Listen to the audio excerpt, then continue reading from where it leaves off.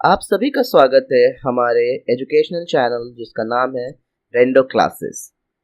इस चैनल पे आपको सभी तरह के एजुकेशनल कंटेंट मिलेंगे।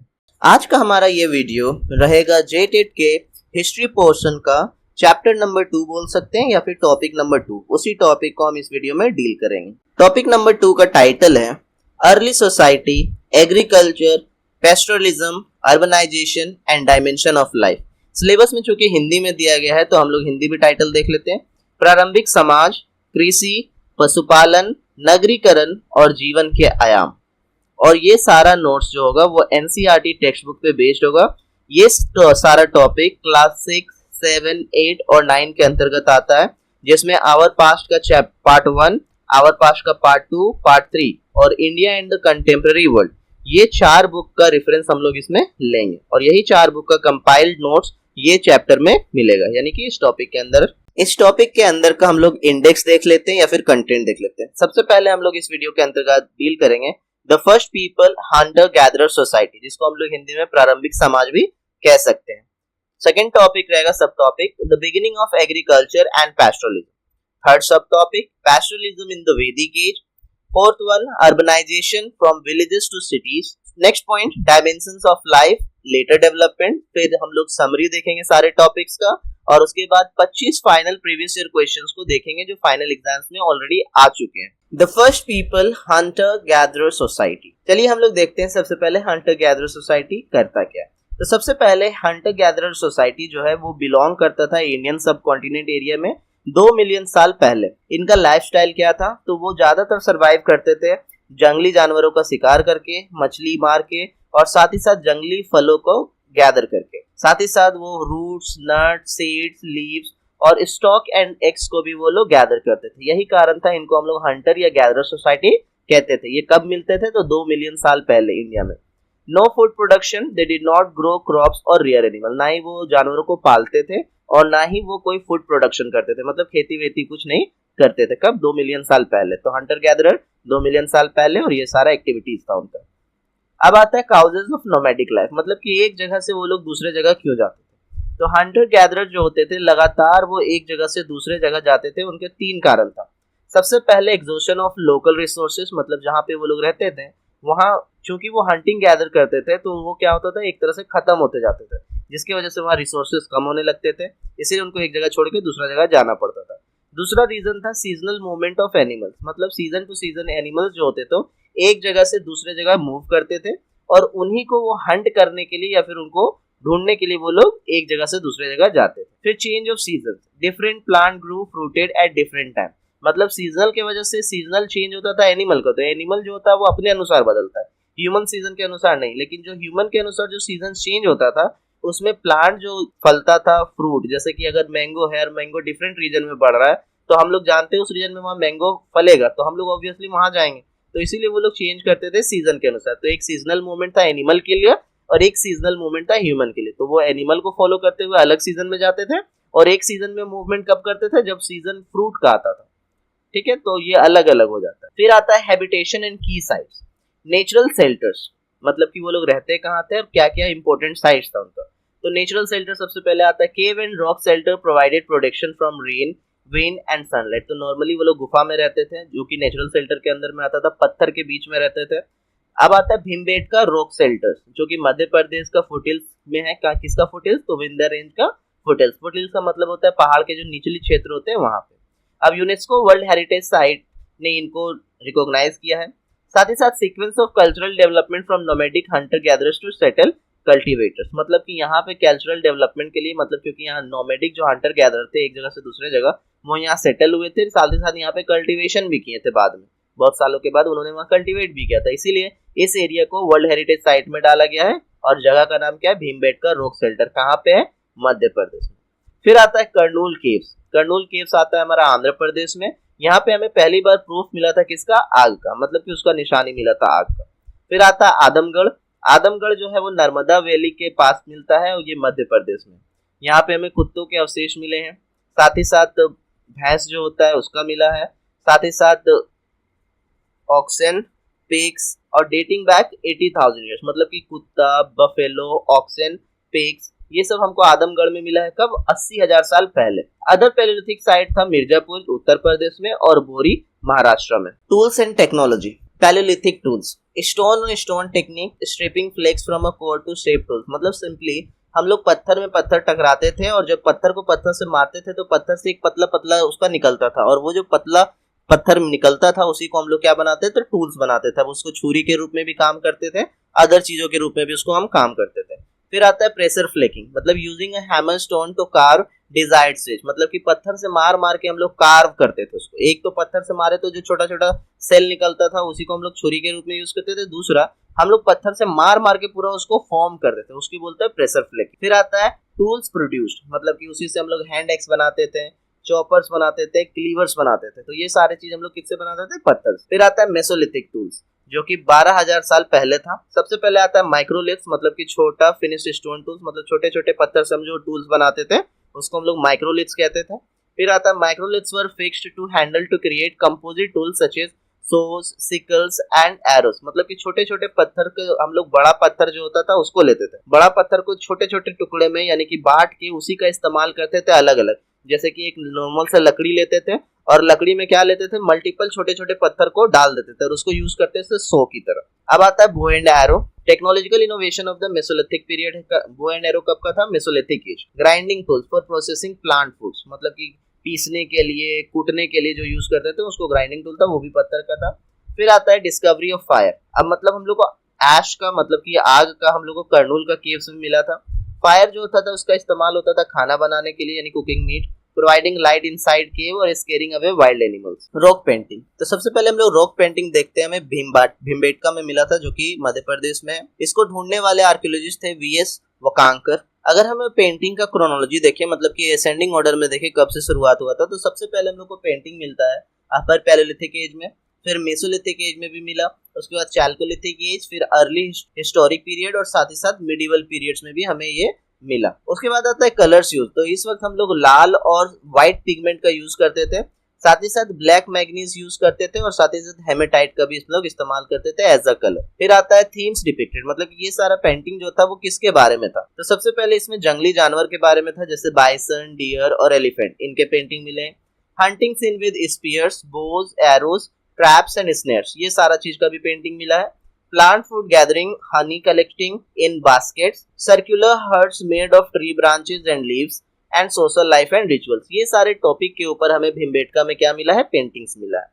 अब आता है supreme position. Paintings from different period found super imposed upon one another, मतलब कि बहुत सारे ऐसे जगह है जहाँ पे हमें पेंटिंग मिला है और उसमें क्या है कि पुराने जमाने के पेंटिंग के ऊपर ही बाद में 1000 साल बाद फिर उसके ऊपर ही पेंटिंग कर दिया गया। तो जहाँ एक पेंटिंग के ऊपर कई पेंटिंग और भी बने उसी को हम लोग बोलते हैं सुपर इम्पोजिशन, मतलब एक ही के ऊपर बार बार ऊपर ऊपर बनाते जाना। अब आता है आदमगढ़ रॉक आर्ट। आदमगढ़ या फिर इंग्लिश में लोग आदमगढ़ भी बोलते हैं। तो आदमगढ़ रॉक आर्ट जो था, ये अर्लीस्ट फिगर इसमें हमें किसका मिला था? तो हाथी का, जो कि काले रंग में वो बना था, ऑलमोस्ट ब्लैक सिल्वेट कलर का था, ठीक है, जो कि अपर पैलेलिथिक या फिर अर्ली मेसोलिथिक एज का है, क्योंकि इसका एज से इसे डिटरमिन नहीं किया जा पाया। Human figures began appearing in mesolithic painting. अगर मेसोलिथिक एज का जब हम लोग पेंटिंग देखते हैं तो इंसान सबसे पहले एज अ फोटो में मेसोलिथिक पेंटिंग में देखा गया। फिर आता है डायनेमिक पोर्ट्रेयल ऑफ गोर cattle in naturalistic style with red outline, मतलब कि पेंटिंग बनाया जाता था कैटल का, मतलब मवेशियों का, और मवेशियों का पेंटिंग बनाने के बाद उसका जो बाहरी अंग था, जो साइड साइड जो बॉर्डर लाइन था, उसमें आउटलाइन जो था वो रेड कलर से दिया गया था। फिर आता है beads of semi precious stone, जैसे कि जैस्पर, एगेट, ये सब भी मिला, मतलब ये हार वगैरह जो होता है ना, मोती का हार बोलते थे, मोती का हार नहीं बल्कि प्रेशियस स्टोन का हार था, और स्टोन में क्या यूज किया जाता था? जैस्पर और एगेट। और ये इंडिकेट करता था कि अर्ली सोशल टाइम में स्ट्रेटिफिकेशन, मतलब कि थोड़ा सा डेकोरेशन और ये भी होता था, लोग पहनते थे माला वगैरह। अब आता है हमारा द मेसोलिथिक एज, या फिर हम जिसको मिडिल स्टोन एज भी कहते हैं। ये हमारा 12,000 बीसी से लेके 10,000 बीसी तक भी माना जाता है, कभी कभी 12,000 बीसी से 8,000 बीसी तक माना जाता है।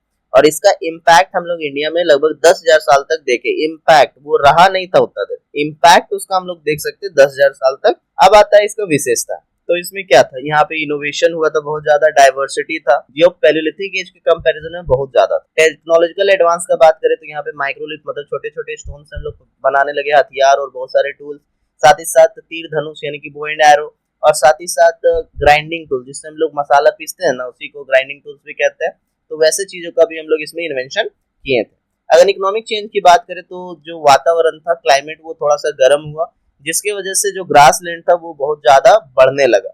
और जब ग्रास लैंड बढ़ने लगा तो वो फेवरेबल कंडीशन बन गया किसके लिए, तो जानवरों को चराने के लिए और साथ ही साथ जानवरों को पालने के लिए। और इसी के वजह से लोग क्या स्टार्ट किए, तो जानवरों को पालतू बनाना।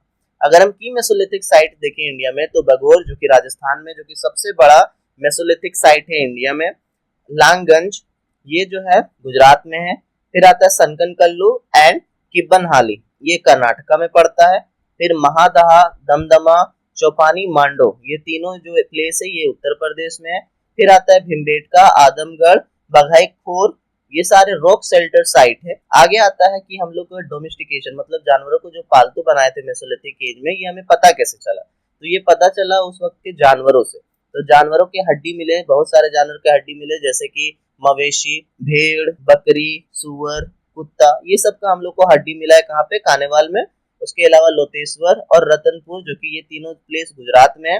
इसके अलावा आदमगढ़ और भीमबेटका, ये दोनों जो है मध्य प्रदेश में। और यही सारे जो अवशेष है जिससे हमें पता चलता है कि लोग क्या करते थे, जानवरों को पालतू बनाते थे और उसको पालते थे और उसका यूज करते थे। चलिए अब हम देखते हैं कुछ क्वेश्चंस। पहला जो सब टॉपिक था द फर्स्ट पीपल से, याद रखिएगा ये जो टॉपिक के बाद में जो 5 क्वेश्चन आएंगे, ये सारे क्वेश्चन जो है प्रीवियस ईयर क्वेश्चन रहेंगे जो ऑलरेडी एग्जाम में आ चुके हैं।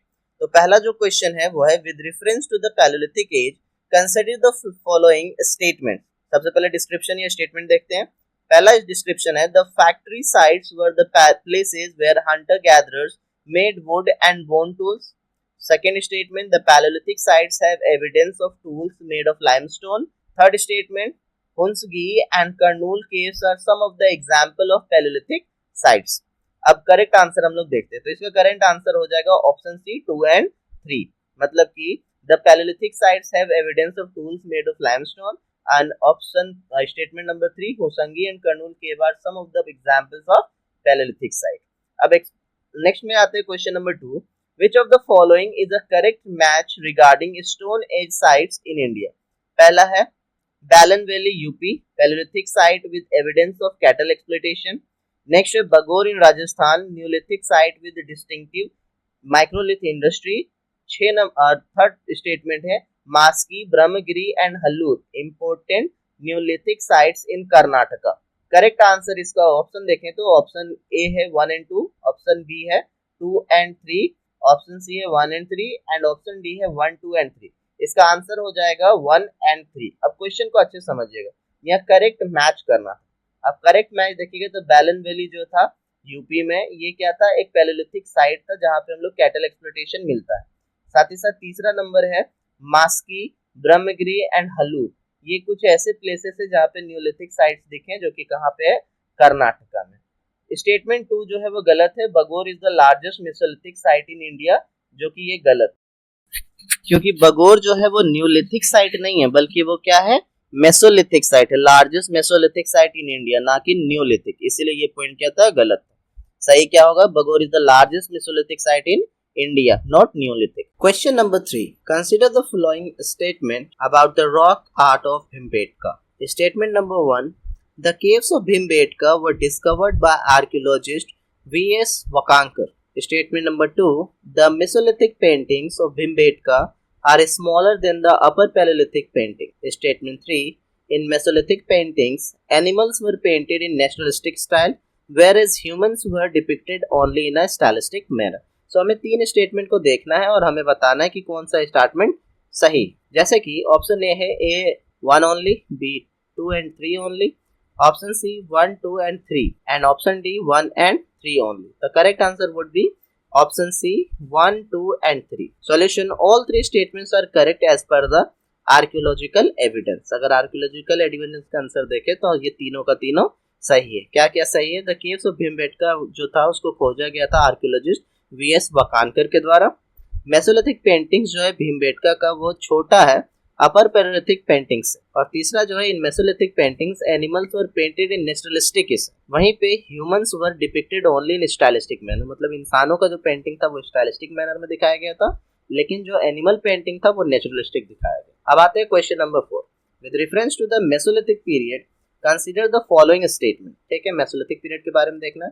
पहला ऑप्शन कहता है microliths were smaller and finish tools of the mesolithic period. मतलब माइक्रोलिथिक पीरियड में क्या था, वो छोटा था लेकिन ज्यादा फिनिश टूल था मेसोलिथिक पीरियड में।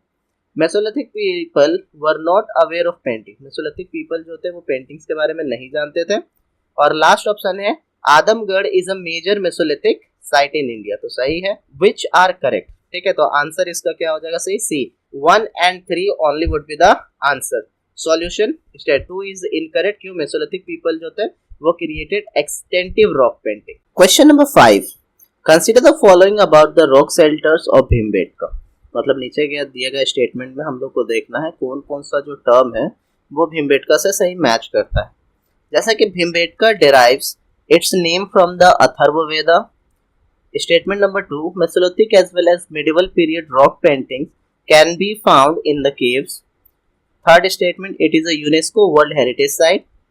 Fourth statement, Bhimbetka paintings are highly secular in nature. Option, the correct option is option C, 2 and 3. Only 2 and 3 is the correct and rest of them are wrong. Statement first is incorrect. Name Bhimbetka is associated with Mahabharat's Bhima and not Atharvaveda. Statement 4 is not fully accurate. चलिए अब हम देखते हैं अपना दूसरा सब topic जिसका नाम है the beginning of agriculture and pastoralism. इसमें पहला सब टॉपिक कहता है द न्यूलिथिक रेवोल्यूशन। टाइम पे न्यूलिथिक रेवोल्यूशन जो शुरुआत हुआ था वो 8000 से 12000 साल पहले हुआ था। डेफिनेशन इसका है fundamental shift from food gathering hunting gathering to food producing farming and herding. मतलब कि इससे पहले का जो हम लोग एज देखे थे उसमें ज्यादातर हंटिंग और गैदरिंग था, लेकिन इस एरा में हम लोग हंटिंग गैदरिंग को छोड़ देंगे, यानी कि वो रहता था लेकिन उतना मेजरली नहीं। हम लोग ज्यादातर डिपेंडेंट किस पे हो गए, फूड प्रोड्यूसिंग का, मतलब कि फार्मिंग एंड हर्डिंग में, मतलब कि जानवरों का पालन पोषण और साथ ही साथ खेती। अब इसका इंपॉर्टेंस क्या था, सिग्निफिकेंस देखते हैं। Marks the beginning of the new stone age Neolithic period the last phase of the stone age. मतलब कि ये स्टोन फेज का आखिरी फेज था। सबसे पहले पैलेलिथिक एज था जो कि 2 मिलियन साल पहले से लेके 12000 साल तक बीसी तक था। उसके बाद मेसोलिथिक एज था 12000 से 8000 साल पहले तक। और उसके बाद फिर मेरा कभी कभी ये जो है हमारा न्यू स्टोन एज 8000 के बाद से कंसीडर किया जाता है। अब देखते हैं इसमें सिग्निफिकेंस क्या था। तो ये न्यूलिथिक एज में प्रवेश कर चुका है। अब आता है डोमेस्टिकेशन, मतलब कि डेफिनेशन एंड प्रोसेस। मतलब कि जानवरों को हम लोग पालते पोलते कैसे थे उसके domestication, the process in which people grow plant and look after animal. मतलब इसमें हम लोग प्लांट्स को प्लांट को हम लोग रोपते थे, सो करते थे, सो करने के बाद उसको ग्रो करते थे और उसका यूज करते थे मल्टीपल वे में। साथ ही साथ हम लोग क्या करते थे, जानवरों का देखभाल भी करते। अब कुछ की फीचर्स देखते हैं। Selected plants were those less prone to disease. मतलब हम लोग वैसे प्लांट्स को चुनते थे जिसका बीमारी कम आता था। उसके बाद domesticated animals were often smaller than their wild ancestor and live close to humans. मतलब कि जब हम लोग उनको डोमेस्टिकेट करने लगे तो उसका साइज जो वाइल्ड एनिमल्स से होता था उससे छोटा हुआ करता था और वो हम लोग हमेशा ह्यूमंस के आसपास ही मिल जाया करता था। अब न्यूलिथिक सेटलमेंट्स देखते हैं जो कि पीट हाउसेस से ढोर झोम में हमें मिला था, बिल्कुल वैसा ही होता। Pit house construction. People dug circular oval pits into the ground using stone tools, then plastered the side with mud. Pits were narrow at the top and wide at the base. Steps led into the pit houses, which were probably used as winter shelter. Cooking huts found both inside and outside pit dwelling depending on the weather. मतलब कि pit house क्या होता था कि हम लोग simply जमीन में एक गोल गड्ढा खोदते थे और उसके ऊपर मिट्टी लदा लदा के ऊपर की ओर हम लोग छेदा कम करते थे जो कि दरवाजा के रूप में बनता था। और ये हम लोग खुदाई कैसे करते थे, तो पत्थर का औजार का इस्तेमाल। उसके बाद जब हमारा ये बन जाता था तो साइड से हम लोग पूरा मिट्टी से उसको ढक देते थे। जो जमीन के अंदर रहता था बस एक होल रहता था जिससे हम लोग बाहर निकलते थे। और ये नैरो कहाँ रहता था, टॉप में रहता था। And wide at the base, मतलब ऊपर में रहता था पतला जैसा और नीचे होता था बहुत चौड़ा। हम लोग करते कहते थे सबसे पहले steps led into the pit, मतलब उसमें सीढ़ी रहता था और उसी से हम लोग घर के अंदर घुसते थे और जैसे इसको हम लोग विंटर शेल्टर के रूप में यूज करते थे। यहीं पे चूल्हा भी मिलता है। जो चूल्हा जो था वो कभी कभी पिट के अंदर भी होता था और कभी कभी पिट के बाहर भी होता था। वो डिपेंड करता था वेदर पे कि वेदर ठंडा है या गर्म है। अगर गर्मी वेदर है तो फिर चूल्हा बाहर में यानी कुकिंग बाहर में होता था। अगर विंटर का टाइम रहता था तो वो पिट हाउस के अंदर रहता था। चलिए इस टेबल को हम लोग देखते हैं कि कहाँ कहाँ पे कौन कौन से जानवरों को पालतू बनाया गया था या डोमेस्टिकेट किया गया था। तो सबसे पहले डॉग आता है। डॉग जो होता था वो हंटिंग कंपेनियन था और साथ ही साथ जो घर होता था उसको गार्ड करता था। इसको सबसे पहले अर्ली न्यूलिथिक टाइम में जो था इसको पेट किया गया था। अब कहाँ पे था तो सब उसके बाद फिर आता है शीप। शीप जो होता था उसको पालते थे हम लोग दूध के लिए, मीट के लिए और उसका रुई के लिए। और ये कहाँ पे पाया गया था तो मेहरगढ़ में हमें ये मिला था। अब आता है गोट। गोट जो होता है उससे हम लोग मिल्क, मीट और उसका बाल, उसके लिए हम लोग उसको पालते थे और इसका भी अवशेष कहाँ मिला था तो मेहरगढ़ में। फिर आता है मवेशी। मवेशी भी हम लोग पालते थे दूध के लिए, मीट के लिए और साथ ही साथ बोझा ढोने के लिए। और ये हम कहाँ पालते थे, मिला था मेहरगढ़ में या फिर महागढ़, दोनों जगह मिला था, महागढ़ में भी और मेहरगढ़ में। अब आता है पिग। पिग को हम लोग मीट के लिए पालते थे, कहाँ पे, मेहरगढ़ में। अब आता है डोमेस्टिकेटेड क्रॉप्स, मतलब कौन कौन सा हम लोग फसल जो थे उगाते थे। सबसे पहले वीट हम लोग यूज करते थे, ठीक है, और हेक्साप्लॉइड ब्रेड वीट को यूज करते थे या फिर एमरवेट का, यही सबको हम लोग उगाते थे। ये मिलता था कहाँ, मेहरगढ़ में। फिर बार्ली, हम लोग बार्ली का 6 क्यारी जो होता है ना, 6 क्यारी, वो 6 क्यारी हम लोग को मेहरगढ़ में मिला था। और मेहरगढ़ में ज्यादातर बार्ली को ही उगाया जाता था, वो मेजर क्रॉप था। फिर आता है राइस। राइस मिला था कोल्डेहवा में, महागढ़ में, जो कि उत्तर प्रदेश में। मिलेट्स जो था, मिलेट्स मिला था हम लोग को लेटर न्यूलिथिक एज में, साउथ इंडिया में। न्यूलिथिक एज में बहुत सारे साइट्स मिले थे जो कि इंडियन सब कॉन्टिनेंट में थे और यहाँ पे बहुत सारी चीजें भी मिली थी, यानी कि कुछ कुछ जहाँ जहाँ खुदाई हुई थी वहाँ पे बहुत सारे जो गुफा थे और बहुत सारे प्लेसेस थे जो हमें मिले थे जो न्यूलिथिक एज के थे, और उसमें बहुत सारे सामान भी मिले। तो चलिए हम लोग एक एक करके देखते हैं। सबसे पहले आता है मेहरगढ़। मेहरगढ़ हमारा मिला था बलूचिस्तान, पाकिस्तान में, और यहाँ पे हमें मिला था अर्लियर नोन विलेज जो कि लगभग 7000 साल पहले था, बीसी में। वहीं पे हमें मिला था गेहूं, बार्ली, भेड़, बकरी, मवेशी और हंटिंग का भी निशान वहां पे मिला था, साथ ही साथ हर्डिंग का भी, मतलब जानवरों को पालने वाला, चराने वाला का भी वहां पे अवशेष मिला था। उसके बाद आता है कोल्डिवा। कोल्डिवा जो था मिला था बेलन नदी के किनारे, जो कि प्रयागराज डिस्ट्रिक्ट में पड़ता है, उत्तर प्रदेश। यहाँ पे हमें मिला था चावल की खेती का निशान, जो कि 7000 बीसी पहले, मतलब 7000 और इधर 2026 जोड़ दे तो लगभग 9026 साल पहले। और हमें ये कैसे पता चला था कि ये 7000 बीसी का होगा, तो ये फिर कार्बन डेटिंग से पता चला। यहाँ पे हैंडमेड मिला था क्रूड पोट्री और सर्कुलर हट्स, मतलब गोल गोल जो झोपड़ी होता है वो भी यहाँ पे मिला था। अब आता है महागढ़। महागढ़ भी बेलन नदी के किनारे था, उत्तर प्रदेश में। ये कोल्डिवा के ही आसपास था। यहाँ पे हम लोग मवेशी का पालतू बनाने का मिला है अवशेष, साथ ही साथ यहाँ पे हुक मार्क मिला है, साथ ही साथ बकरी का हड्डी, भेड़ का हड्डी, घोड़ा का हड्डी, हिरन का हड्डी, साथ ही साथ जंगली सुअर का भी हड्डी हम लोग को मिला है, ठीक है। और साथ ही साथ इसमें सिंबल मिला है कैटल का, जो कि पेन था, मतलब कि घर का, और साथ ही साथ राइस कल्टीवेशन का। अब आता है भुरजोम। भुरजोम जो था वो मिला था कश्मीर वैली में। यहाँ पे पिट हाउसेस मिला था, मतलब जमीन के अंदर जो खोद के हम लोग घर बनाते हैं वो, उसमें सीढ़ी रहता है, सीढ़ी लेके जाता है एक छोटा होल की तरह, और होल से घुसते हैं अंदर में, जहाँ बेस मिलता है, बेस में पूरा बड़ा सा स्पेस होता है। और ये बनाया जाता था ठंडी से बचने के लिए। यहाँ पे न्यूलिथिक टूल्स भी मिले हैं, साथ ही साथ यहाँ पे दफनाया हुआ कुत्ता भी मिला था, वो भी अपने मास्टर के साथ, मतलब एक कुत्ता और उसका मालिक दोनों को साथ में दफनाया गया। आगे मिलता है गुफराल। गुफराल में था वो कश्मीर वैली में, और ये एक और न्यूलिथिक साइट है जहाँ पे पिट हाउस मिला था, और यहाँ पे भेड़ और बकरी का पालतू बनाने का भी अवशेष मिला है, और साथ ही साथ यहाँ पे बार्ली को उगाया जाता है। चिरान जो कि बिहार में पड़ता है, ये भी एक न्यूलिथिक साइट था जो कि घग्गर नदी के किनारे बसा हुआ था। यहाँ पे बहुत सारा हड्डियां और पोट्री भी मिला है। अब आता है दवजाली हार्डिंग। ये असम में है, नॉर्थ ईस्ट इंडिया में। यहाँ पे एग्रीकल्चर बहुत ज्यादा मिला है। यहाँ पे वीट, बार्ली, राइस और मिलेट, ये सब चीजों का उत्पादन होता था।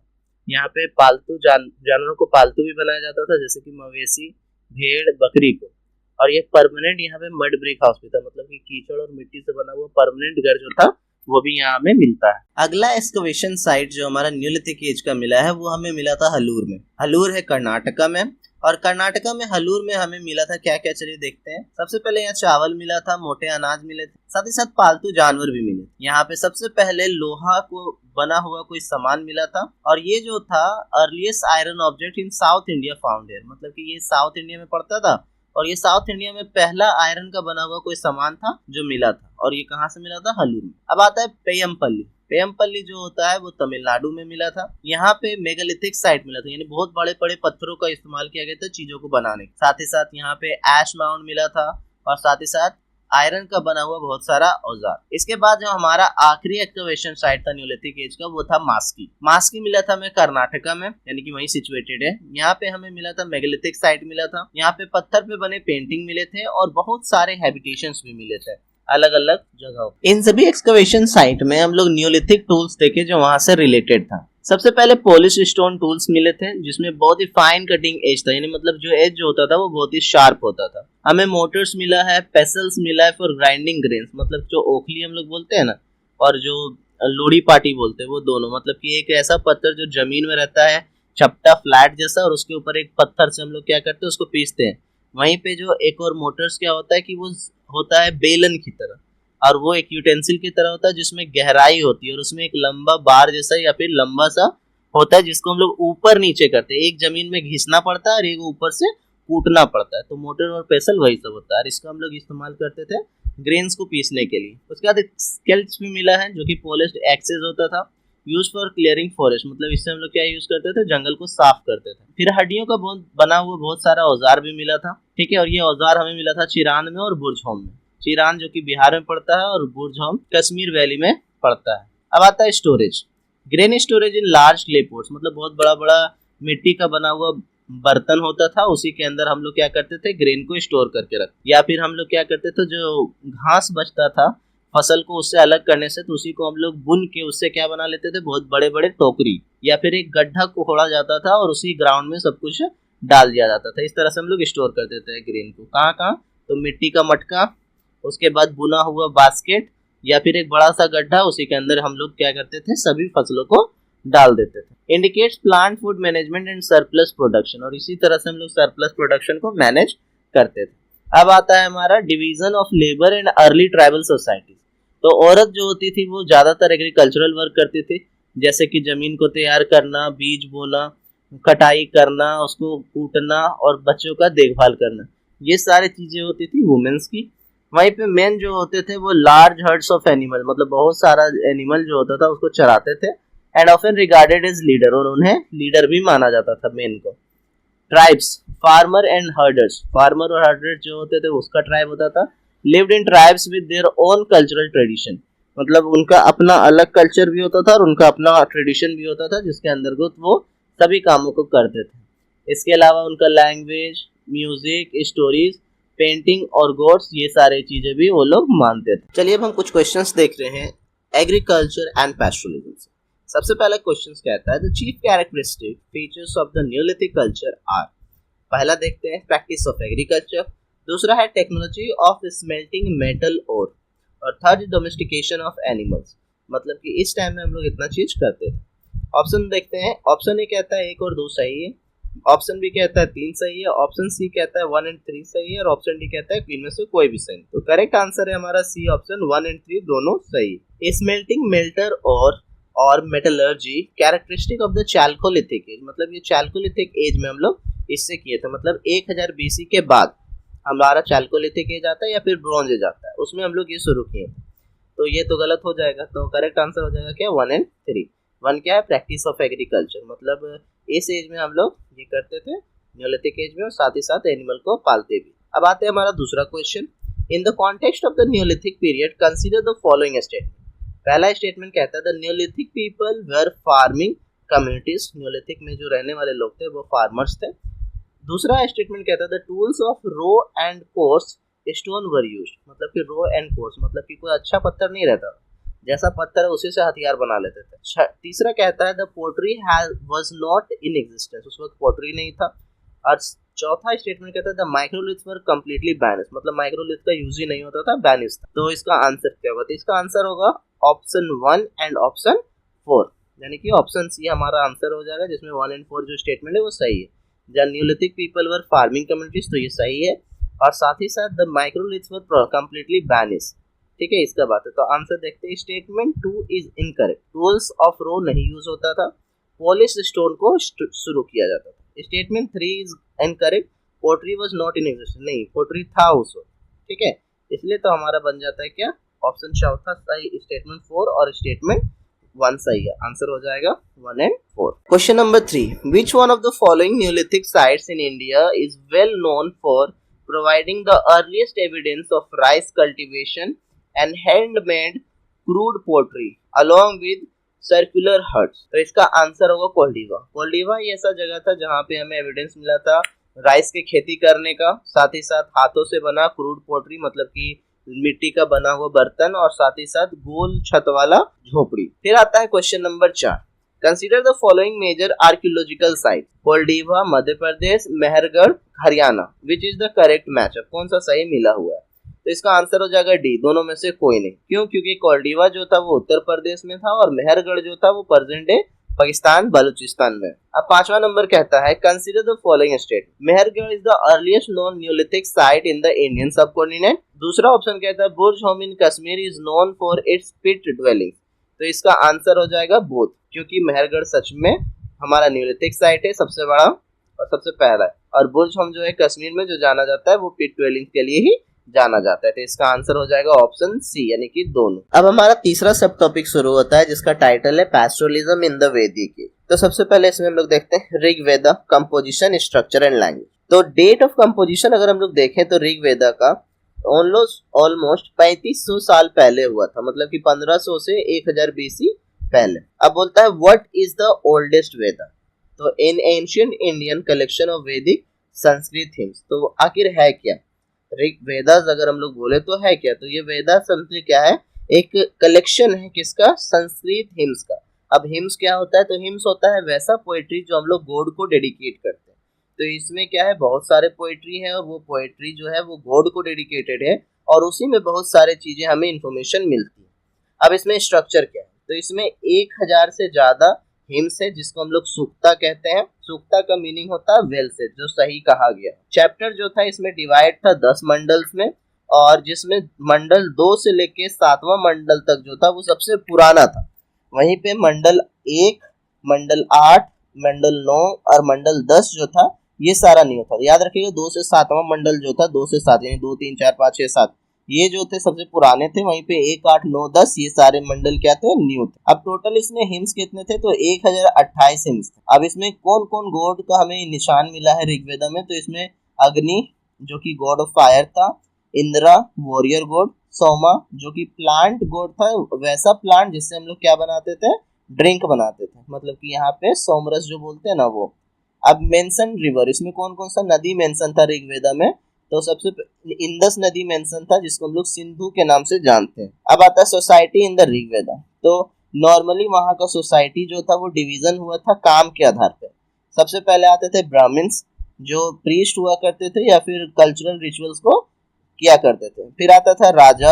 राजा जो होते थे वो लीडर्स होते थे या फिर चीफ होते थे, जो कि अभी पूरा फुल फ्लेज किंग्स नहीं है, मतलब कि लीडर्स, मतलब कि एकदम लीड करने वाले, लेकिन वो लोग राजा नहीं हुआ। अब आता था दासा या फिर दासियुस, मतलब कि इंडिजिनियस इनहेबिटेंट। वहां पे जो नेटिव लोग थे वो conquered peoples often treated as slaves, मतलब कि जब एक राजा जाता था और कहीं पे जंग जीतता था तो बहुत सारे लोगों को गुलाम बनाता था। तो वो जो गुलाम होते थे उसी को हम लोग दास कहते थे या फिर दासियुस कहते थे। ये नेटिव लोग अक्सर होते थे और ये इनको ही स्लेव बनाया जाता था जो बाहर से आके इनको कॉन्कर करते थे। अब आता है पंचजना। पंचजना जो होता था the 5 tribe into which the Aryans were divided, मतलब जो आर्यंस जो थे उनको 5 पार्ट में डिवाइड किया गया था, 5 ट्राइब में। इन्हीं 5 ट्राइब को कलेक्टिवली हम लोग बोलते हैं पंचजन। अब आता है अयास। ये टर्म जो था ये यूज होता था मेटल्स के लिए, खासकर किसके लिए? कॉपर और ब्रोंज के लिए। अयास मतलब क्या होता था? कॉपर और ब्रोंज का जो मिक्सचर होता था उसको अयास कहते हैं। फिर आता है ग्रामीणी। ग्रामीणी बोला जाता था गांव के जो हेड होते थे उनको। तो एक बार क्विक रिवीजन करते हैं। सबसे पहले ब्राह्मण्स जो कि पुजारी हुआ करते थे, राजा जो लीडर होता था या फिर चीफ होता था गांव का।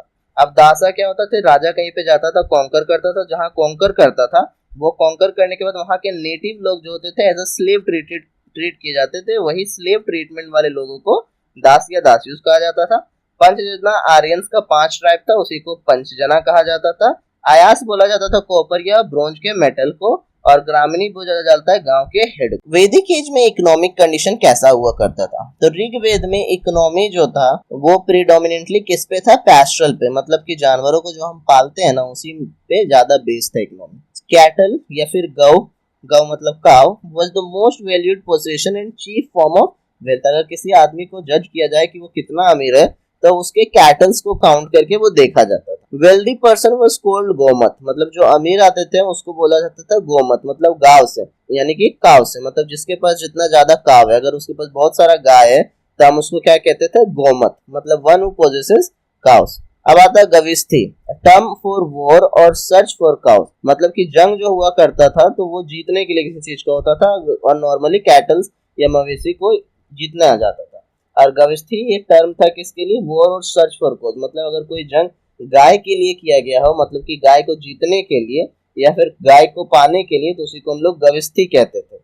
और ये टर्म डिस्क्राइब करता है वॉरफेयर को भी। So in early conflict were cattle raids rather than the battle for territory, मतलब पहले जमीन के लिए जंग नहीं होता था, पहले जंग होता था मवेशियों के लिए। फिर आता है Vrajapati, officer who controlled authority over pasture land, मतलब जो चारागाह जहाँ पे जानवरों को चराया जाता था उसका पूरा जो जिसके पास कंट्रोल होता था उसी को बोलते थे व्रजपति। फिर आता है एग्रीकल्चर, सेकेंडरी ऑक्यूपेशन था एग्रीकल्चर, दे ग्रू यावा, यावा मतलब बार्ली, उस वक्त उसको यावा कहा जाता था। ट्रेड, बार्टर सिस्टम चलता था उस वक्त। Cows were the unit of exchange, cows को हम लोग यूज करते थे एक्सचेंज करने के लिए बहुत सारी चीज। साथ ही साथ artisans mention carpenter, chariot maker, weaver, leather worker और पोर्टर, ये वैसे लोग जो थे आर्टिशियन जो उसी से काम करके अपना भरण पोषण करते थे। अब चलिए हम लोग देखते हैं क्वेश्चंस पैस्टोरलिज्म से और वैदिक एज में जो पैस्टोरलिज्म था उससे। पहला क्वेश्चन कहता है, consider the following statements regarding the early Rigvedic period. The Rigvedic people were mainly pastoral and thus fought wars for the sake of cows, मतलब कि जो जंग किया जाता था गाय के लिए करते था। अब आता है दूसरा स्टेटमेंट, दासास एंड दासियों were slaves and Shudras who were conquered by Aryan, मतलब आर्यन जिसको कॉन्कर करते थे उनको स्लेव जैसा ट्रीटमेंट दिया जाता था और उनको हम लोग दासा या दासियोस कहते थे। तो आंसर क्या होगा, दोनों सही है, सी, मतलब 1 और 2 दोनों स्टेटमेंट जो है वो correct. Question number 2, in the early Rigvedic period what was considered to be the most valuable property? Option A land, option B gold, option C cow and option D horse. तो इसका आंसर क्या होगा, option C cow. अब आता है question number 3, the term Vrajpati during the early Vedic age was a controller of pasture land, tribal chief, scholar in Vedas, head of the Brahman clan। तो इसका answer obvious है, controller of the pasture land, मतलब चारागाह को जो control करता था उसी को बोलते थे व्रजपति। अब आता है question number 4, with reference to the Rigvedic period consider the following statement. The Rigvedic people were predominantly nomadic people. Statement 2, Gavisthi, a term often mentioned, is associated with the sowing and harvesting practices. Statement number 3, the Rigvedic people had very little knowledge about agriculture and were mainly dependent on hunting and gathering. चलिए option A only 1, option B only 2, option C all 3 and option D none. तो इसका correct answer हो जाएगा D none. ना solution, they were semi nomadic pastoralists not fully nomadic. Gavishti का मतलब क्या होता है, गाय के लिए लड़ाई करना या फिर गाय को खोजना। अब they had knowledge of agriculture, दो सेकेंडरी, मतलब ये प्राइमरी जो थे वो पालने का काम करते थे जानवरों का, सेकेंडरी क्या था, एग्रीकल्चर करना, इसलिए कोई भी ऑप्शन उसमें सही है ही नहीं। अब आता है 5वां question, which of the following word has used for a wealthy person in the Rigveda? Option A Gavishti, option B Dasa, option C Gomat, option D Vrajapati. तो आंसर क्या हो जाएगा, ऑप्शन सी गोमत, मतलब कि अमीर लोगों के लिए एक टर्म था गोमत। हमारा चौथा सब टॉपिक है urbanisation from villages to cities. इसमें पहला सब टॉपिक है फर्स्ट अर्बनाइजेशन, हड़प्पन सिविलाइजेशन 2600 से 1900 BC। पहला सिटी जो था वो डिस्कवर्ड हुआ था हड़प्पा 1921 में दयाराम साहनी के द्वारा, और ये रावी नदी के किनारे मिला था। और ये जगह अभी प्रेजेंट डे में देखें तो वो पंजाब प्रोविंस में पड़ता है, पाकिस्तान में जो पंजाब का हिस्सा है उस जगह पे ये पड़ता है। इसका अल्टरनेटिव नेम था इंडस वैली सिविलाइजेशन, ये भी या भी Sindhu Saraswati civilisation, one of the world earliest urban civilisation, मतलब दुनिया का अगर बोले तो सबसे अर्लीस्ट सिविलाइजेशन अर्बन सिविलाइजेशन में से एक था। अब टाउन प्लानिंग कैसा था हड़प्पन सिटीज का, 2 पार्ट डिवीजन, मतलब कि पूरा हड़प्पा जो बना हुआ था वो 2 डिवीजन में बटा हुआ था। पहला था सिटाडेल, मतलब कि उसका जो पश्चिमी भाग यानी कि वेस्टर्न पार्ट जो था वो छोटा था लेकिन ऊंचे स्थान में बना हुआ था। यहाँ पे स्पेशल बिल्डिंग था और यहाँ पे रूलिंग क्लास लोग रहते थे, मतलब अमीर लोग रहते थे। लोअर टाउन ये उत्तरी भाग में था, ईस्टर्न पार्ट सॉरी पूर्वी भाग में, ईस्टर्न पार्ट में। यहाँ पे larger and lower for common people, मतलब यहाँ जो बिल्डिंग होता था वो बड़ा होता था और छोटा दोनों होता था, और यहाँ में रहने वाले लोग कौन थे, तो कॉमन लोग। ग्रिड आयरन पैटर्न, मतलब इसका जो पैटर्न था वो ग्रिड आयरन पैटर्न में बना हुआ था। पहले रास्ता था इंटरसेक्टेड एट राइट एंगल्स, मतलब कि 90 डिग्री पे ये पूरा बना रहता था, और दोनों साइड वो क्या होता था, घर हुआ करता। ड्रेनेज सिस्टम, अंडरग्राउंड ड्रेनेज, मतलब जितना भी नाली होता था वो नाली बना हुआ था और उसके ऊपर नाली को कवर कर दिया जाता था, और कवर किससे किया जाता था, पत्थर का बड़ा बड़ा टुकड़ा से। Every house had a drain connected to main street, और सारा जो ड्रेनेज था वो मेन रोड के बगल में से जाता था, और जितना भी घर बना होता था वो उसका नाली जो होता था वही मेन रोड के किनारे में जो नाली था उससे जुड़ा हुआ था। इंस्पेक्शन होल्स फॉर क्लीनिंग, और साथ ही साथ वहाँ पे साफ करने के लिए जगह जगह पे जो स्लैब होता था पत्थर का वो खुला हुआ रहता था, ताकि वो उससे साफ करे और फिर स्लैब को वापस ढक दे। Ring wells, rows of ceramic rings used as toilet and drain in individual house, मतलब कि रिंग वेल्स मतलब छोटा सा छेदा होता था और उसके नीचे गहराया होता था, और ये रिंग जो बना होता था वो सेरेमिक का बना था, और इसी को हम लोग यूज करते थे टॉयलेट के रूप में। ठीक है, और ये हर एक इंडिविजुअल हाउस का जो था वो ड्रेनेज से कनेक्टेड होता। हड़प्पन साइट का अगर हम लोग मेन क्वालिटीज देखें तो सबसे पहले हम लोग देखते हैं हड़प्पा जो था वो पंजाब पाकिस्तान में मिला था। ये सबसे पहले एक्सकवेट किया था, और ये कहाँ था, रावी नदी के किनारे। फिर दूसरा साइट जो मिलता है हड़प्पन के टाइम का वो है मोहनजोदाड़ो, ये मिलता है सिंध पाकिस्तान में। यहाँ पे एक बहुत बड़ा नहाने का बाथ मिला था जो कि 39 फीट लंबा, 23 फीट चौड़ा और 8 फीट गहरा था। इसमें जो था वो ईंटों से बनी हुई थी, और साथ ही साथ इसमें प्लास्टर भी किया गया था। साथ ही साथ इसमें वाटर टाइट एंड नेचुरल टार जो होता है वो भी उसमें यूज किया गया था उसको वाटर प्रूफ बनाने के लिए। फिर आता है कालीबंगन, ये राजस्थान इंडिया में मिला था। यहाँ पे फायर अल्टर्स, मतलब कि आग जलाने वाला जो बनाया जाता है चौकुटा, जिसमें आग बीच में, अग्निकुंड समझते हैं ना, जैसे बनाया जाता है वैसा ही। एविडेंस है फ्लोड फील्ड, मतलब कि यहाँ पे मिला था खेती, जुता हुआ खेत। फिर आता है लोथल, वो मिला था गुजरात इंडिया में, यहाँ डॉकयार्ड था। फायर अल्टर्स मिला था, और बीड मेकिंग फैक्ट्री, मतलब कि मोतियों में जो छेदा करके जो हम लोग माला बनाते थे तो बीड को होल करने वाला मशीन जो था यहाँ मिला था। फिर आता है धोलावीरा जो कि गुजरात इंडिया में मिलता है, यहाँ पे यूनिक वाटर मैनेजमेंट सिस्टम। फिर आता है राखीगढ़ी, हरियाणा इंडिया में मिलता है, ये लार्जेस्ट हड़प्पन साइट था। राखीगढ़ी जो था वो सबसे बड़ा था और हड़प्पा जो था वो सबसे पुराना था। अगर हम सेकंड पार्ट देखें अर्बनाइजेशन का, तो हड़प्पा के बाद जो सेकंड अर्बनाइजेशन हुआ था वो जनपद और महाजनपद हमें मिला था। जब हड़प्पन सिविलाइजेशन का डिक्लाइन हुआ 1920 के बाद, तो अर्बन लाइफ जो था वो धीरे धीरे गायब होने लगा, और उसके बाद पूरा 1 मिलेनियम के बाद आया, मतलब 1 मिलेनियम तक जो है हड़प्पा के बाद जो शहरी क्षेत्र था वो पूरा वाइप आउट हो गया, विलेज था, रूरल एरिया था। उसके बाद फिर दूसरा है, तो जो सेकेंड अर्बनाइजेशन का शुरुआत हुआ था वो पहला मिलेनियम बीसी में हुआ था, गंगा के मैदानी क्षेत्रों में। अब यहाँ पे जो था एरिया, अर्बन एरिया, उसको हम लोग बोल लेते थे जनपद। ये 1000 से 600 बीसी तक चला।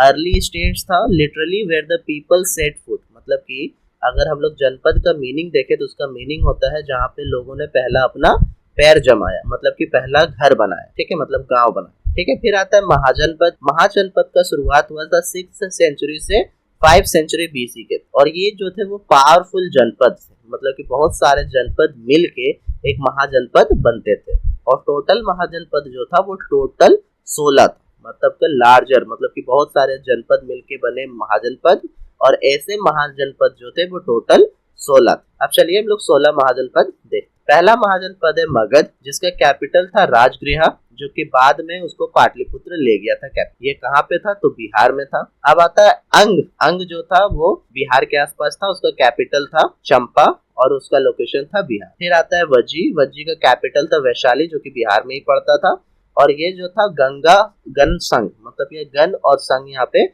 रूल करता था, मतलब यहाँ जो रूल करता था वो ग्रुप के लोग क्या करते थे, रूल कर। वहीं पे जो मगध और अंग था वहाँ पे राजा रूल कर। हमारा चौथा महाजनपद था मल्ला। इसका कैपिटल था कुशीनारा या फिर पावा। लोकेशन था इसका उत्तर प्रदेश। इसमें भी रिपब्लिक रूल था, मतलब इसमें भी संघ और गण के लोग जो थे वो इसमें रूल करते। फिर आता है काशी। काशी का कैपिटल था वाराणसी, जो कि उत्तर प्रदेश में है। फिर आता है कौशाला। कौशाला का कैपिटल था श्रावस्ती, अयोध्या में पड़ता था, ये कहा था, उत्तर प्रदेश। फिर आता है वत्स। कैपिटल था कौशंबी और लोकेशन था उत्तर प्रदेश। फिर आता है छेदी महाजनपद। इसका जो कैपिटल था वो सुक्तिमती था, और इसका लोकेशन था मध्य प्रदेश। फिर आता है कुरु महाजनपद, ये इसका कैपिटल था इंद्रप्रस्थ और इसका लोकेशन था दिल्ली और हरियाणा के पास। फिर आता है पांचाला, इसका था अहिछत्र कंपिल्या कैपिटल और लोकेशन इसका था उत्तर प्रदेश। हमारा अगला महाजनपद है सुरसेना, इसका कैपिटल था मथुरा, लोकेशन है उत्तर प्रदेश। फिर आता है मत्स्य महाजनपद, इसका कैपिटल था विराटनगर और लोकेशन था राजस्थान। अवंती, उसका कैपिटल था उज्जैन और लोकेशन था मध्य प्रदेश। गांधार, इसका कैपिटल था तक्षशिला और लोकेशन था पाकिस्तान। फिर आता है कंबोज, जो कि कैपिटल था राजपुरा और लोकेशन था पाकिस्तान या फिर अफगानिस्तान। और हमारा लास्ट आता है असमका, जो कि कैपिटल था पोटाना और इसका लोकेशन पड़ता था महाराष्ट्र। अब इसमें हम लोग देखेंगे कि यहाँ पे किस तरह का बिल्डिंग होता था, आर्मीज कैसा होता था और यहाँ पे टैक्स कलेक्शन कैसे होता था। तो हर एक महाजनपद जो होता था वहाँ पे एक कैपिटल होता था, जो वहाँ पे अच्छे से लकड़ी, ईंट और पत्थर से उसका बैरिकेडिंग किया रहता था और एक किला होता था, ठीक है, यानी कि बहुत मजबूत होता था, उसको सराउंड करके रखा जाता था और उसका जितना बड़ा और जितना मजबूत होगा वो उसका पावर को दिखाता था और उसका कंट्रोल। अब उसका जो पूरा फोर्ट होता था, किला जो मेंटेन किया जाता था, आर्मी जो किया जाता था, वो रूलर के द्वारा किया जाता था और रूलर ये सारे पैसे कहाँ से लाता था, तो टैक्स के रूप में। और ये अक्सर क्या होता था, उन्हें टैक्स के रूप में, गिफ्ट के रूप में उन्हें मिलता था। और ये ओकेजनल गिफ्ट नहीं, इंस्टीड ऑफ ओकेजनल गिफ्ट ये लोग क्या करता था, वो रेगुलर टैक्स लेता था, कोई गिफ्ट के रूप में कभी कदार नहीं, ये रेगुलर वे में टैक्स लिया जाता था। जैसे कि एक आता है भागा टर, भागा जो था वो एक फिक्स्ड शेयर था एग्रीकल्चर प्रोड्यूस का, मतलब कि 1/6, अगर आप चावल उगा रहे या धान उगा रहे तो धान का 1/6 आपको देना होगा राजा। अब टैक्स जो था वो किन किन चीजों पे लगा गया था, तो सबसे पहले क्राफ्ट पर्सन, मतलब वैसे लोग जो लेबर करते थे, काम करते थे, उन पे टैक्स लगता था।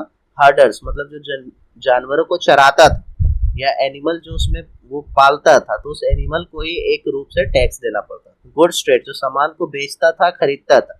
साथ ही साथ हंटर और गैदरर, मतलब जो सामान को जमा करता था या फिर जानवरों का शिकार करता था, उन पे भी टैक्स लगता था। सबसे पहले क्या होता है, एक टर्म था भागा, मतलब कि जो भी खेती करेगा उसका 1/6 उसको टैक्स के रूप में राजा को देना होगा। जो क्राफ्टमैन होगा, आर्टिसन होगा, उसको लेबर के रूप में काम करना होगा। हर्डर जो होगा उसको जानवर देना होगा। गुड्स ट्रेडर जो होता है, जो सामान को लेन देन करता है, उनको टैक्स देना होगा। हंटर और गैदरर जो होगा उसको भी टैक्स देना होगा, और वो टैक्स के रूप में क्या देगा, तो जंगल से वो जो सामान उसको मिलता है वो। अब आता है आयरन रेवोल्यूशन, ठीक है, आयरन प्लोसेयर एंड ट्रांसप्लांटेशन, मतलब कि आयरन से बनाया गया सामान और वो कैसे आयरन का इस्तेमाल किया गया खेती का हल जो होता है वो हल बनाने के लिए। सबसे पहले आता है iron tools became wide spread around 25 years ago, मतलब 2500 साल पहले क्या हुआ, आयरन बहुत ज्यादा फेमस हुआ। आयरन का टूल, आयरन का कुल्हाड़ी बनाया गया ताकि वो बहुत बड़े बड़े जंगलों को साफ किया जाए सके। आयरन का ही क्या बनाया गया, हल बनाया गया। प्लोसेयर, मतलब जिससे हम लोग जुताई करते हैं, वो enable deep ploughing of hard alluvial soil, मतलब वैसा मिट्टी जो बहुत सख्त होता था, ये लोहे से बनाया गया हल से उसमें भी खेती किया जा सकता था, जोता जा सकता। अब एग्रीकल्चर रिजल्ट क्या हुआ, आयरन की वजह से एग्रीकल्चर प्रोडक्शन बहुत ज्यादा बढ़ा। अब जो खेती होने लगा सरप्लस में होने लगा।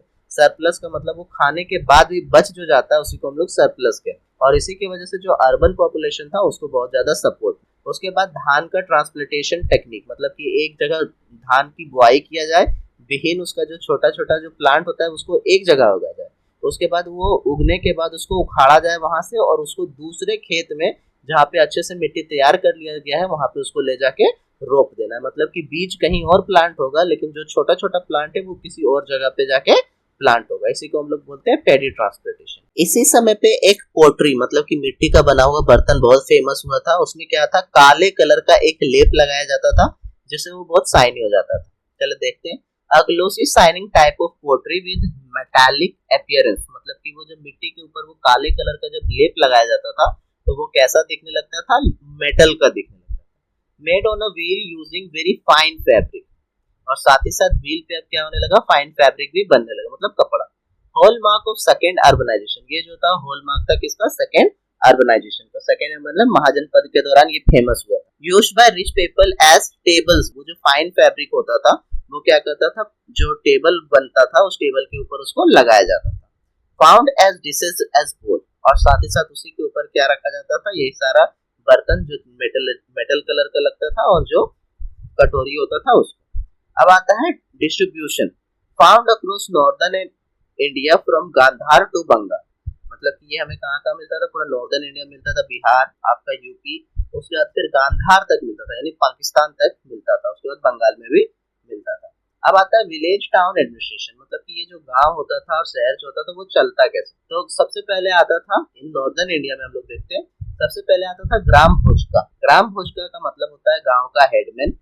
हेरिडिटरी पोस्ट होता था, यानी बाप बना, बाप के बाद बेटा बनेगा, बेटा के बाद पोता बनेगा। Often the largest land owner. और ग्राम भोजका होता कौन था, तो जिसके पास सबसे ज्यादा जमीन होता था उसी को ग्राम भोजका बनाया। और ये जो होता था वो टैक्स कलेक्ट करता था, collected tax for the king, मतलब कि ग्राम भोजका टैक्स कलेक्ट करता था किसके लिए, राजा के। फंक्शन एज जज एंड पुलिसमैन, यही पुलिस का भी काम करता था और जज भी, मतलब कि राजा तो उठ उठ के हर बार गांव आएगा नहीं ना, तो ग्राम भोजका ही अपने गांव में जो भी क्राइम होता था तो उनको जज भी करता था और वही सजा भी देता था। अब आता है गृहपति, ये इंडिपेंडेंट स्मॉल फार्मर होते थे, मतलब ग्राम भोजका तो बड़ा लैंड ओनर हो गया, बड़ा फार्मर, जो छोटे छोटे फार्मिंग करते थे उन्हें बोला जाता था गृहपति। फिर आता है 10 कर्मकर, लैंडलेस लेबर, मतलब वैसा लेबर जिसके पास जमीन नहीं होता था, वो स्लेव जो होते थे इनके अंदर ही आते थे, मतलब दशा के अंदर स्लेव भी आए और स्लेव के आने के बाद वैसे लेबर भी आए जिसके पास जमीन नहीं है, जो कि काम करते थे दूसरों के जमीनों। अब आता है सदर्न इंडिया में, तमिल रीजन में कुछ टर्म था, जैसे कि वेलालर। वेलालर जो होता था वो ग्राम भोजका का रिप्लेसमेंट था, यानी कि अल्टरनेटिव है लार्ज लैंड ओनर्स। उझवर, उझवर होता था आम आदमी जो खेती करता था। फिर आता था कडाईसार एंड अडीमाय, ये होते थे लैंडलेस लेबर, मतलब कि दशा कर्मकर का रिप्लेसमेंट। अब आता है फेमस क्लॉथ सेंटर्स, मतलब कि अगर कपड़ा का बोला जाए तो वो सबसे ज्यादा कौन सा जगह फेमस था, तो वाराणसी और मदुरई, ये दो ऐसा प्लेस जो था जो कपड़ा बनाने के लिए फेमस। अब urbanisation from villages to cities का कुछ क्वेश्चंस देखते हैं। सबसे पहला क्वेश्चन है, with reference to the Mahajanapada which of the following statement is incorrect, मतलब कि गलत को ढूंढना। और पहला स्टेटमेंट क्या है, ऑप्शन देखते हैं, the rulers of the Mahajanapada were building huge forts. Option B, the group crop tax was fixed at 1/6 of what was produced. Option C, the taxes were collected in the form of goods only. Option D, there were taxes on craft persons as well. तो answer हो जाएगा क्या, option C, क्योंकि वो गलत है। The taxes were collected in the form of goods only, तो ऐसा only कैश था नहीं, ठीक है। Taxes were also collected in cash coins, not just as goods, और साथ ही साथ अलग अलग लोगों से अलग अलग तरीके का कैश क्या बोलते हैं टैक्स लिया जाता। अब आता है दूसरा question, consider the following statement regarding the administration of Mahajanapada. Fort were built to protect land and people. Option 2, the rajas of Mahajanapada started to maintain armies and regularly paid soldiers. Option 3, instead of receiving gifts regular taxes were levied by the states. Fourth option, in agriculture iron ploughs were used and paddy transplanting was started. तो इसका correct answer हो जाएगा D, option 1, 2, 3 and 4, ये सारा का सारा answer सही है, सारा का ऑप्शन सही है, ठीक है। Question number 3, with reference to the Harappan civilisation consider the following statement. Harappan के रेफरेंस में हम लोग को ये सारा स्टेटमेंट लिखना है, ठीक है। पहला स्टेटमेंट कहता है the citadel were inhabited by the common people. और second statement, the great bath was used for the ritual bathing and it was made up of stone. Third statement, the roads were laid out along a grid pattern. तो इसका answer हो जाएगा सिर्फ 3, only 3, the roads were laid out along grid pattern. Statement 1 is incorrect, क्यों, क्योंकि Citadel में सिर्फ ruling class या फिर अमीर लोग रहते हैं। वहीं पे दूसरा स्टेटमेंट भी गलत है, क्यों, क्योंकि ग्रेट बाथ जो बना गया था वो पके हुए ईंटों से बनाया था, स्टोन से नहीं बना गया। अब आता है question number 4, consider the following statement about the ancient Indian history. तो पहला स्टेटमेंट कहता है the period of second urbanisation 6th century to 3rd century noticed a large scale beginning of town life in the middle Gangetic basin. अब आता है second statement, northern black polished where is considered a hallmark of the second urbanization in India, which is correct और which are correct। तो इसका answer हो जाएगा दोनों, क्योंकि पहला तो ऑप्शन बिल्कुल सही है, पहला स्टेटमेंट कि जो सेकेंड अर्बनाइजेशन शुरू हुआ था तो वो 6 से 3 सेंचुरी बीसी तक चला था, वहीं पे 1000 से 600 तक जो था वो फर्स्ट अर्बनाइजेशन चला था, हड़प्पन वाला, और इधर ये वाला। उसके बाद आ जाता है पांचवा जो था वो ब्लैक पॉलिश था, मतलब कि दूसरा स्टेटमेंट बोला गया था नॉर्दर्न ब्लैक पॉलिश वेयर, मतलब जब मटके को या फिर मिट्टी का बना बर्तन को एक काले रंग से कलर कर देते थे तो वो कैसा दिखने लगता था, मेटल जैसा। और ये जो था वो फेमस था, हॉलमार्क था कब, सेकेंड अर्बनाइजेशन। अब आता है हमारा पांचवा question, with reference to village life the term gram bhoj का रिप्रेजेंट। तो ग्राम भोज का कौन था, तो गांव का लीडर था, ठीक है, सबसे ज्यादा जमीन को रखने वाला था और ये टैक्स कलेक्ट करता था राजा के लिए। तो देखते हैं, owner of the largest land having slaves to cultivate land, option B small land owner, option C wages earners who worked on others land, option D people who perform craft such as pottery and weaving. तो इसका answer clear है, option B, owner of the largest land having slaves to cultivate land. चलिए अब हम लोग देखते हैं fifth dimensions of life later development. इसमें सबसे पहला सब टॉपिक है the enclosure movement. The enclosure movement होता क्या है, तो सिंपली क्या हुआ था कि एक समय तक जितना भी खेत होता था, जितना भी जमीन होता था, उसमें कोई बाउंड्री नहीं होता था और लोग ओपन रहते थे, कभी पूरा खेत में कर रहे हैं, थोड़ा सा आगे हटके कर रहे हैं, पीछे हटके कर रहे हैं, तो उसमें कोई प्रॉब्लम नहीं होता था। लेकिन बाद में क्या हुआ कि लोग अपने खेतों या जमीनों को फेंसिंग करने लगे, मतलब चारों तरफ बाउंड्री देने लगे और ये कहने लगे कि ये हमारा खेत है, हमारा बाउंड्री ये है, इसके बाहर तुम्हारा है। मतलब कि अब लड़ाई झगड़ा होने लगा था जमीन को लेकर। तो इसी वक्त आया था इनक्लोजर मूवमेंट। पहला इनक्लोजर मूवमेंट 16th सेंचुरी के आसपास आया था अकॉर्डिंग टू एनसीईआरटी। अगर आप गूगल के अंदर से देखेंगे तो आपको पता चलेगा ये शुरू हो गया था 13th सेंचुरी से, लेकिन जो मेजर जो हम लोग एनसीईआरटी बुक में भी देखते हैं वो 16th सेंचुरी में दिखता है।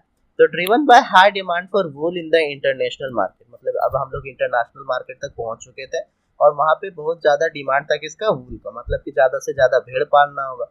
अब भेड़ पालने के लिए हमें क्या चाहिए, जमीन चाहिए जहाँ पे उसको चारा खिलाया जा सके, चराया जा सके। तो इसीलिए फार्मर्स ने क्या किया, अपने खेतों को वो क्या करने लगे, जमीनों को बाउंड्री करने लगे कि हमारा यहाँ से यहाँ तक जमीन है। और इसी की वजह से जो है जमीन का भी होने लगा और जो वूल का था वो प्राइस बहुत ज़्यादा था। तो इसी वजह से लोग ऐसा कर रहे थे, मतलब कि अपना बाउंड्रीज यानी अपनी ज़मीन को सराउंड कर रहे थे, बाउंड्री दे रहे थे ताकि वहाँ पे अपने भेड़ों को चरा सके और ज़्यादा से ज़्यादा पैसे कमा सके। अब आता है सेकेंड इनक्लोजर मूवमेंट जो कि लेट 18th सेंचुरी के दौरान आया था। Driven by population growth and industrialisation, high demand for food grains. अब सेकेंड टाइम में वो ज़्यादातर जमीन को घेर रहे थे किसके लिए, तो खेती करने के लिए।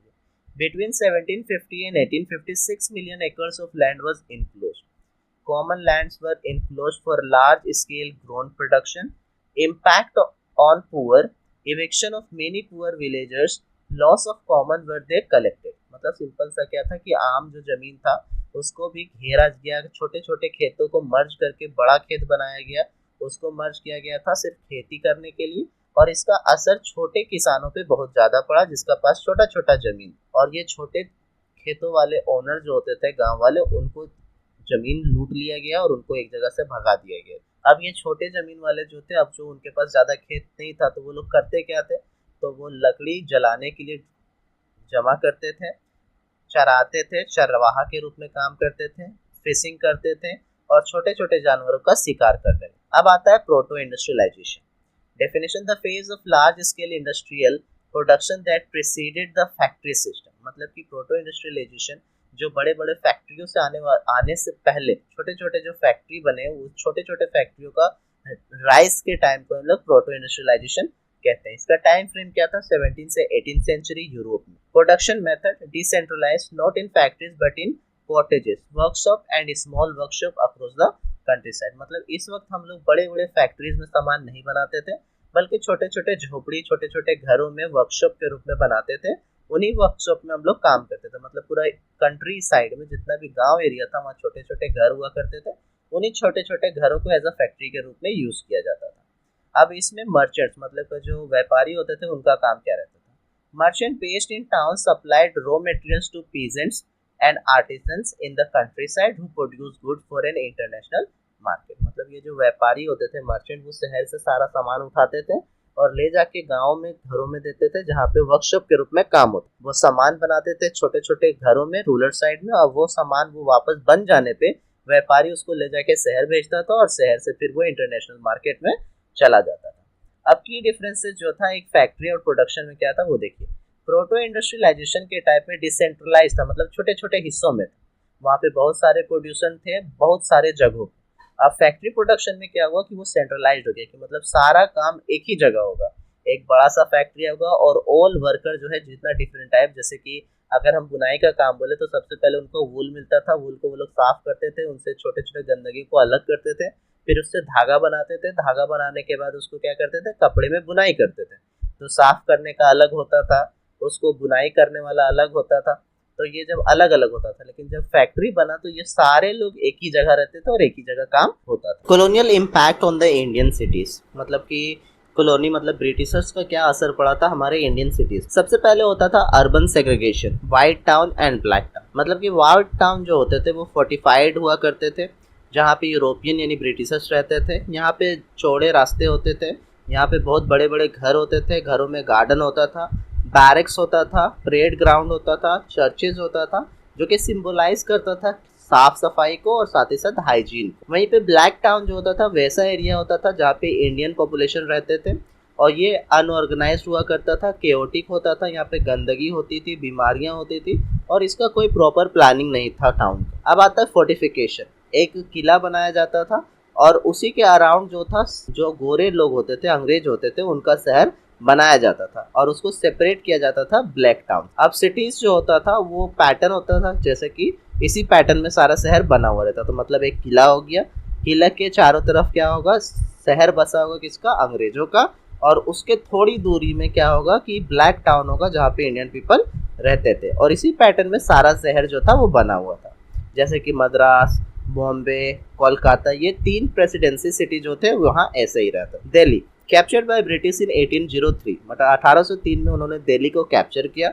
British change the old city to make it forget its Mughal past, मतलब उन्होंने दिल्ली में बहुत सारे बदलाव लाए और उस बदलाव को इसलिए लाया गया था ताकि मुगल्स के पास्ट के बारे में लोग भूल जाए। फिर modern city of Delhi develop किया गया 1911 के बाद, when it became the capital of British India. 1911 में ब्रिटिश इंडिया कैपिटल बना, यानी इंडिया का जो पूरा ब्रिटिश इंडिया था उसका कैपिटल न्यू दिल्ली को बनाया गया और वो डेवलप शुरू हुआ था कब, 1911, मतलब न्यू दिल्ली का बनना शुरू हुआ था 1911 के बाद। अब चलिए हम लोग देखते हैं डायमेंशंस ऑफ लाइफ में क्वेश्चन। पहला क्वेश्चन है the enclosure movement which caused hardship to the farmers beginning, मतलब कि इनक्लोजर मूवमेंट जिसकी वजह से मेहनत बढ़ गया था किसका, फार्मर्स का, वो शुरुआत कब हुआ था, तो 1770s के दौरान, मतलब 18th century. Question number 2, which of the following explains proto industrialisation. तो प्रोटो इंडस्ट्रियलाइजेशन में क्या था कि जितना फैक्ट्रीज और इंडस्ट्री था वो छोटे छोटे कॉटेजेस में, पहले शहर से माल जाता था गांव में छोटे छोटे घरों में काम होता था, फिर वो बना हुआ प्रोडक्ट गांव से वापस जाता था शहर में और शहर से जाता था इंटरनेशनल मार्केट। अब ऑप्शन देखते हैं। ऑप्शन ए कहता है production based on factories, option B production for a local consumption, option C production for export, option D production on a large scale but not in factories.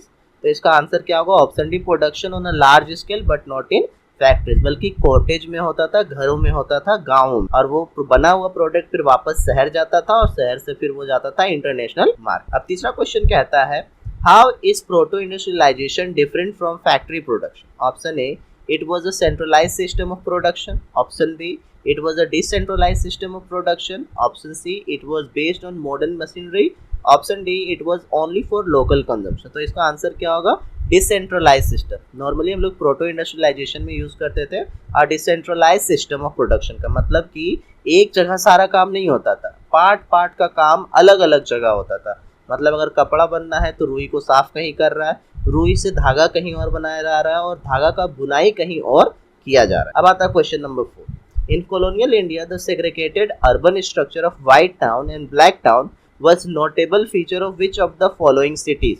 Option A, मतलब कि colonial India का बात करें तो urban structure जो था वो 2 भागों में बांटा गया था, एक व्हाइट टाउन और दूसरा ब्लैक टाउन। और ये चीज हम कहाँ देख सकते हैं, कौन सा शहर में।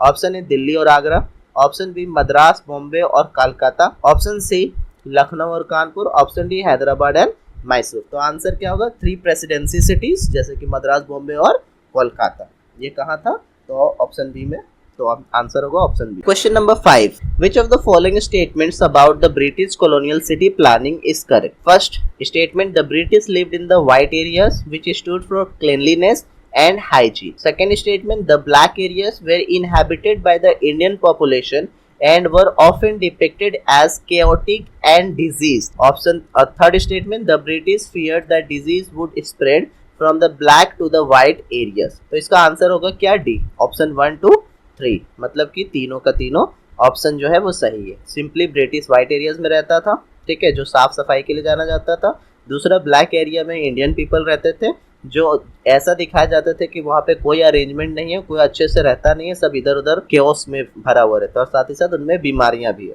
और तीसरा क्या था, अंग्रेजों को डर लगता था कि जो ब्लैक के पास जो बीमारी है वो व्हाइट एरियाज में आ जाएगा। तो इसका सार आंसर डी सही होगा, तीनों ऑप्शन सही है। चलिए अब हम लोग देखेंगे समरी रिवीजन के लिए। सबसे पहले देखते हैं हंटर गैदरर्स। तो हंटर गैदरर्स जो एग्जिस्ट करते थे वो 2 मिलियन साल पहले से लेके 12,000 ईयर साल पहले। ये लोग नोमैडिक थे, एक जगह से दूसरे जगह भटकते थे। माइक्रोलिथ का यूज करते थे, मतलब कि छोटे छोटे पत्थर, बड़े बड़े पत्थर सबका। फायर का इस्तेमाल करते थे, रॉक पेंटिंग का यूज करते थे। इनका निशानी हमें मिला है भीमबटका, करनूल, आदमगढ़ और बगोर में। अब न्यूलिथिक एज। न्यूलिथिक एज हमारा 12,000 से 8,000 या फिर 6,000 ईयर साल तक चलता है। डोमेस्टिकेशन, यहाँ पे हम लोग क्या कर रहे थे, तो वीट बार्ली को हम लोग उगाते थे, साथ ही साथ मवेशी, भेड़ और बकरी को पालते थे। यहाँ पे पॉलिश टूल का यूज हो रहा था, पिट हाउसेस का यूज कर रहे थे, मेहरगढ़, कोल्डिवा, बुर्ज होम, दार्जिलिंग, ये सब हमारा सब न्यूलिथिक एज में आता है। वैदिक पैस्टरलिज्म 1500 से 1000 बीसी के बीच में चला था, जहाँ पे गविस्थी मतलब गायों के लिए जो जंग होता था, गोमत अमीर लोगों को कहते थे, व्रजपति वैसे जो चारागाह को कंट्रोल करता था, बाटर जो सिस्टम होता था वो काव को एज ए यूनिट यूज किया जाता था। ऋग्वेद में टोटल 1028 सिम था और ये 10 मंडल में था। हड़प्पन फर्स्ट अर्बनाइजेशन 2600 से 1900 बीसी के बीच में आया था। यहाँ 2 पार्ट में बांटा जाता था, सिटाडेल, लोअर टाउन। सिटाडेल में अमीर लोग रहते थे, लोअर टाउन में गरीब लोग रहते थे। ग्रिड पैटर्न था, ग्रेट बाथ था, ड्रेनेज सिस्टम था, यहाँ पे फायर अल्टर्स मिला है। हड़प्पा, मोहनजोदड़ो, कालीबंगन, लोथल, ये सब कुछ फेमस साइट। महाजनपद, ये सेकेंड अर्बनाइजेशन था 6 से 3rd सेंचुरी बीसी के दौरान। टोटल 16 महाजनपद था, जिसमें टैक्स का तरीका था भागा, जिसमें 1/6 टैक्स जो होता था वो दिया जाता था खेती किए हुए सामानों पे। यहाँ पे आयरन फ्लो शेयर आ गया था, NBPW पोट्री आ गया था, मगध का कैपिटल राजगिरा था और वज्री का वैशाली। कॉलोनियल और इंडस्ट्रियल, मतलब 16 से 19 सेंचुरी जो था वो इसमें कॉलोनियल और इंडस्ट्रियल मूवमेंट देखा गया। इनक्लोजर मूवमेंट शुरू हो गया था, जहाँ पे हम जमीनों को बाउंड्री कर रहे थे ताकि वहाँ पे खेती किया जा सके या फिर जानवरों को चराया जा सके। प्रोटो इंडस्ट्रियलाइजेशन शुरू हो गया था, मतलब कि मेन इंडस्ट्रियलाइजेशन से जस्ट पहले का, जहाँ पे यहाँ बड़ा फैक्ट्री नहीं होता था, छोटे छोटे घरों में इंडस्ट्रियलाइजेशन यानी कि काम होता था। व्हाइट टाउन, ब्लैक टाउन, जब अंग्रेज जो थे वो सिंपली गाँव को 2 पार्ट में, टाउन को 2 पार्टों में बांटते थे। व्हाइट टाउन जहाँ पे अंग्रेज रहते थे, ब्लैक टाउन जहाँ इंडियन रहते थे। और ये ऐसा कहाँ पे बटा हुआ था, तो मद्रास, मुंबई और कलकत्ता प्रेसिडेंसी। चलिए अब हम कुछ प्रैक्टिस क्वेश्चंस करते हैं। सबसे पहला क्वेश्चन है, the Bhimbetka rock shelters are located in which state? A Rajasthan, B Uttar Pradesh, option C Madhya Pradesh, option D Maharashtra. इसका आंसर है ऑप्शन सी मध्य प्रदेश। अब देखते हैं दूसरा question, which of the following is the largest mesolithic site in India? Largest mesolithic site in India, तो इसका answer हो जाएगा ऑप्शन सी बगोर। अब आता है question number 3, which neolithic site in Kashmir is known for pit house? तो ये जाना जाता है कौन, तो Burzahom. Option B Burzahom जाना जाता है किसके लिए, पिट हाउसेस। अब आता है question number 4, the earliest evidence of rice cultivation in India has been founded? तो ये हमें कहाँ मिला था, कोल्डिवा में, ऑप्शन सी। अब आता है 5वां number, Gavishti in the Rigveda refers to? Option A agricultural tax, option B religious sacrifice, option C war oblique search for cows and option D village headmen. तो गविस्थी हम लोग बोलते थे ऑप्शन सी को, वॉर या फिर सर्च फॉर काउस। अब आता है question number 6, a wealthy person in the Rigveda was called? Option A Dasa, option B Gomat, option C Vrajapati, option D Gramin. तो इसका आंसर हो जाएगा ऑप्शन बी गोमत। अब आता है question number 7, the great bath of Mohenjodaro was made water ties using? मतलब उसको water tight या फिर वाटर प्रूफ कैसे बनाया? तो A lime water, option B cement, option C natural tar, option D gypsum plaster. तो आंसर होगा option C natural tar. Question number 8, how many Mahajanapadas are mentioned in ancient text? तो इसका answer है option C 16। Total 16 महाजनपद थे। Question number 9, the tax bhaga in the Mahajanapada period was fixed at? तो 1/6 of the produce, मतलब खेती जितना भी होता था उसका 1/6 जो होता था एज अ टैक्स देना पड़ता था राजा। Question number 10, northern black polished ware is associated with? तो ये एसोसिएटेड था सेकेंड अर्बनाइजेशन, मतलब कि महाजनपद का जो ड्यूरेशन था सेकेंड अर्बनाइजेशन का टाइम, उस वक्त वहां पे ये रिलेटेड। अब आता है question number 11, in Tamil region large land owners were known as? तो लार्ज लैंड ओनर्स जो होता था उसको हम लोग बोलते थे वेलालर। मीन्स ऑप्शन बी हो जाएगा करेक्ट आंसर। अब आता है क्वेश्चन नंबर 12, विच वैदिक God is the God of fire. तो ये तो इजी, अग्नि, तो ऑप्शन सी जो होगा इसका आंसर हो जाएगा गॉड अग्नि। अब आता है question number 13, the Rigveda is divided into how many mandal. तो ऑप्शन बी करेक्ट होगा, आंसर होगा 10 मंडल में डिवाइडेड था कौन, तो Rigveda. Question number 14, which Harappan site had a dockyard. तो इसका आंसर होगा option B Lothal. Question number 15, the capital of Vajji Mahajanapada was, तो option A Rajgir, option B Vaishali, option C Pataliputra, option D चंपा। तो इसका आंसर हो जाएगा ऑप्शन बी वैशाली। अब आता है 16 number question, proto industrialisation is characterised by centralised factory production, decentralized cottage production for international market, production for local consumption only, option D use of steam engine. तो इसका answer हो जाएगा option B decentralised cottage production for international markets. अब आता question number 17, the enclosure movement of the 18th century in England was driven by. तो ये क्यों शुरू हुआ था, तो फूड ग्रेन्स के लिए, high demand for food grains, option B हो जाएगा इसका करेक्ट आंसर। अब आता question number 18, which presidency city in colonial India had white town and black town. तो इसका आंसर हो जाएगा ऑप्शन बी मद्रास, बॉम्बे और कोलकाता। अब आता question number 19, the earliest neolithic site in the Indian subcontinent is. तो वो हो जाएगा answer Mehrgarh, option C. Question number 20, microliths are characteristic tools of which age. तो माइक्रोलिथ्स का ज्यादातर यूज होता था हम लोग का मेसोलिथिक एज में, तो ऑप्शन बी हो जाएगा करेक्ट आंसर। अब आता है 21, the term dasa in the Rigveda refer to. तो ये रिफर करता था स्लेव को या फिर वैसे लोगों को जिसको जीता जाता था, कॉन्कर किया जाता था, ऑप्शन सी आंसर हो जाएगा स्लेव्स ऑब्लिक कॉन्कर्ड पीपल। अब आता question number 22, which metal tool revolutionised agriculture during the Mahajanapada period. तो आंसर इसका हो जाएगा तुम्हारा iron ploughshare, means option C, मतलब कि लोहे का बना हुआ हल, उसके वजह से बहुत ज्यादा रेवोल्यूशनाइज हो गया था। अब आता question number 23, the famous cloth centre in ancient India mention in the NCERT are. तो इसका ऑप्शन आंसर हो जाएगा Varanasi and Madurai, option B. अब आता question number 24, who discovered the Harappan site of Harappa in 1921। तो ऑप्शन सी इसका करेक्ट आंसर हो जाएगा दयाराम साहनी। अब आता question number 25, the technique of pedi transplantation was developed during which period। तो ये महाजनपद पीरियड जब था उस वक्त पेडी को ट्रांसप्लांट करने का टेक्निक डेवलप किया गया था, तो आंसर हो जाएगा option C Mahajanapada period. Thank you for watching this video. If you like the video please like it and subscribe our channel.